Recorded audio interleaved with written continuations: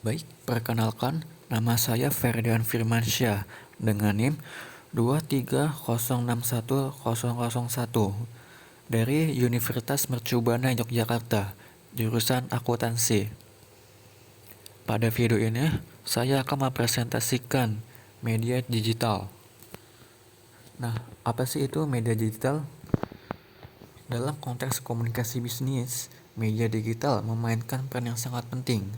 Media digital digunakan sebagai sarana atau alat untuk mengirimkan, menerima, dan menyebarkan informasi, pesan, dan data antara individu atau kelompok dalam organisasi bisnis.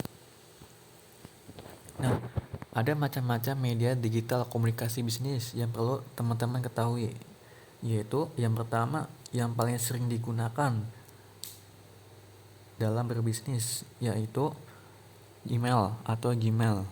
Yang kedua, telepon, lalu web content, keempat, podcasting, lalu messaging, lalu yang pasti teman-teman tahu ini media sosial, wiki, blogging, dan online video seperti Zoom, Google Meeting, atau lain sebagainya. Lalu next, salah satu contoh dari media digital yaitu media sosial seperti Facebook, Twitter, Instagram, LinkedIn telah menjadi sarana yang sangat populer untuk interaksi bisnis.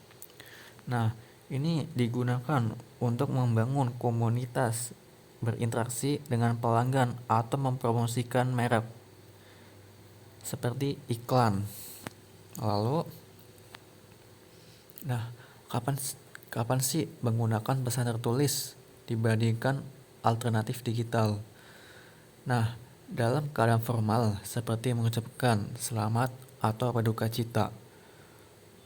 Untuk pesan khusus seperti mengirimkan ucapan selamat atau bela sungkawa, formalitas dokumen cetak biasanya membuatnya menjadi pilihan yang jauh lebih baik daripada pesan digital.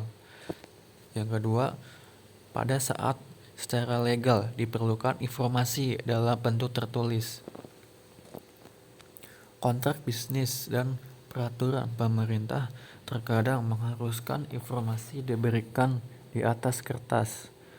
Yang ketiga, ada saat kita ingin membuat pesan kita diperhatikan, di mana saat yang bersamaan banyak sekali pesan elektronik yang muncul di mana-mana. Jika komputer audiens Anda dipenuhi dengan pembaruan Twitter, pesan email, dan pemberitahuan pengiriman pesan, kadang-kadang pesan dicetak cukup menonjol untuk diperhatikan. Pada saat kita ingin membuat record yang permanen, tidak bisa diedit dan aman, surat dan memo bisa diandalkan setelah dicetak. Mereka tidak dapat dihapus dengan satu ketukan tombol atau secara diam-diam mengubah cara beberapa pesan digital. Dokumen yang dicetak untuk membutuhkan lebih banyak upaya untuk menyalin dan meneruskan. Lalu, secara virtual, komunikasi tertulis dapat diterapkan pada 9 mode. Di antaranya, percakapan. Artinya, melalui instant messaging atau IM dapat melakukan yang produktif, yaitu harus memperhatikan keamanan atau privasi IM dan harus mengikuti company guide.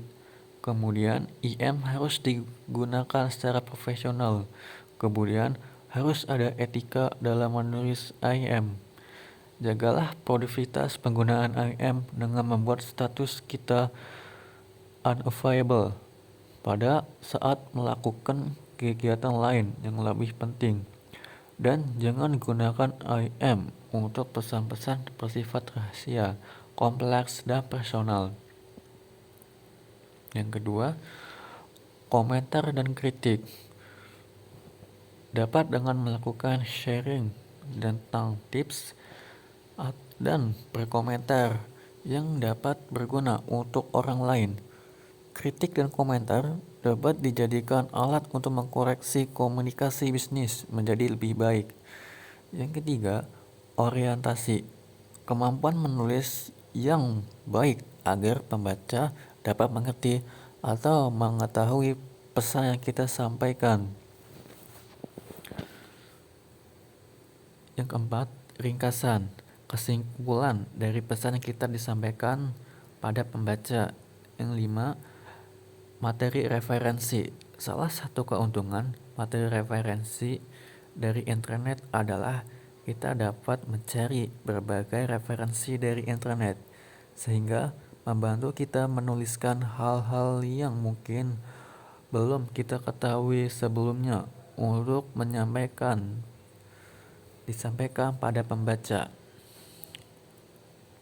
Next. Secara virtual, komunikasi tertulis dapat diterapkan pada 1 dari 9 cara berikut. Keenam, cerita narasi menggunakan teknik bercerita dan merupakan salah satu metode yang dapat berhasil ketika dilakukan, yang bertujuan untuk menceritakan pengalaman-pengalaman yang menyangkut bisnis yang ingin disampaikan. Lalu, pesan yang membuat pembaca tertarik terhadap suatu topik atau buku.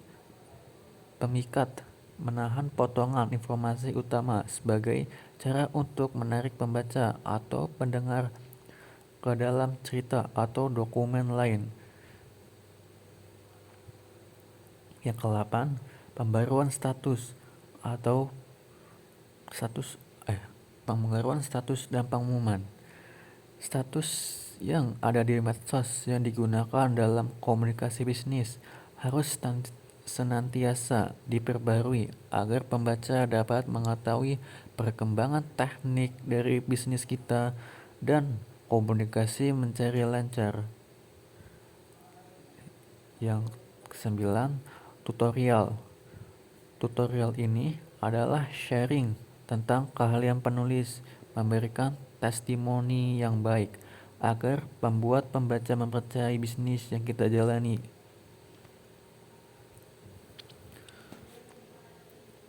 Lalu, menggunakan pengiriman pesan secara produktif. Yang perlu diperhatikan masalah keamanan dan privasi untuk mengikuti semua pedoman perusahaan. Lalu, perlakukan pesan sebagai media komunikasi profesional, bukan alat pribadi dan informal. Hindari penggunaan pesan gaul dengan semua kecuali kolega dekat. Terus, pertahankan etika yang baik, bahkan selama pertukaran sederhana. Lindungi produktivitas Anda sendiri dengan membuat diri Anda tidak tersedia saat Anda perlu fokus. Lalu, dalam kebanyakan kasus, jangan gunakan olah pesan untuk pesan kompleks atau pribadi.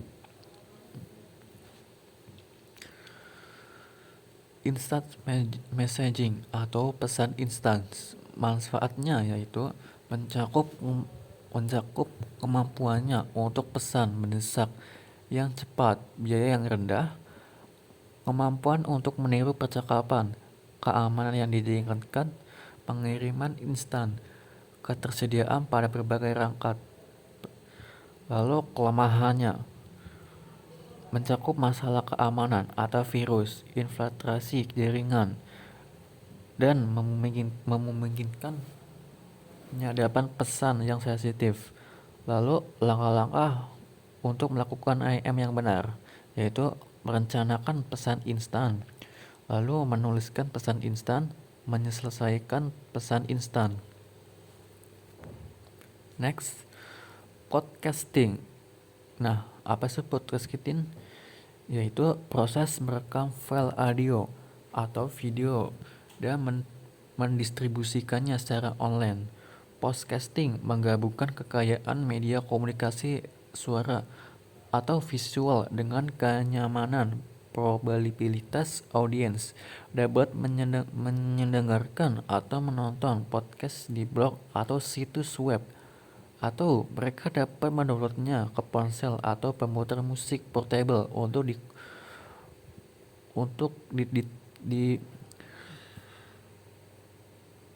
dinikmati saat berpergian.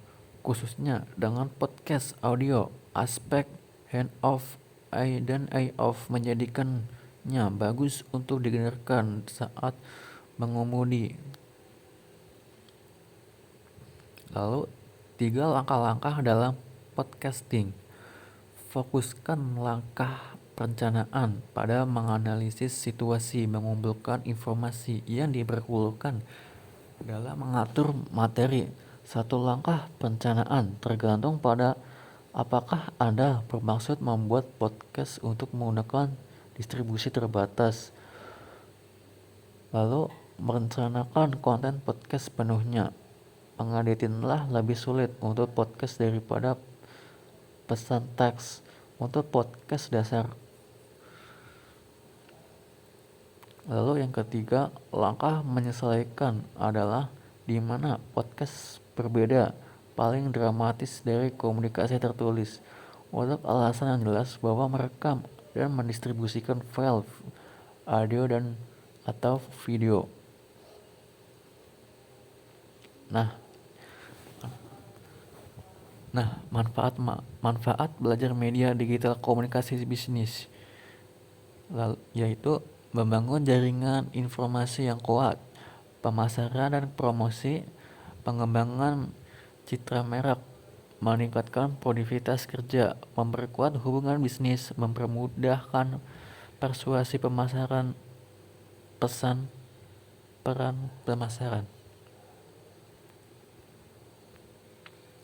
Nah, cukup atas video yang saya buat. Bila ada salah kata, saya mohon maaf. Terima kasih.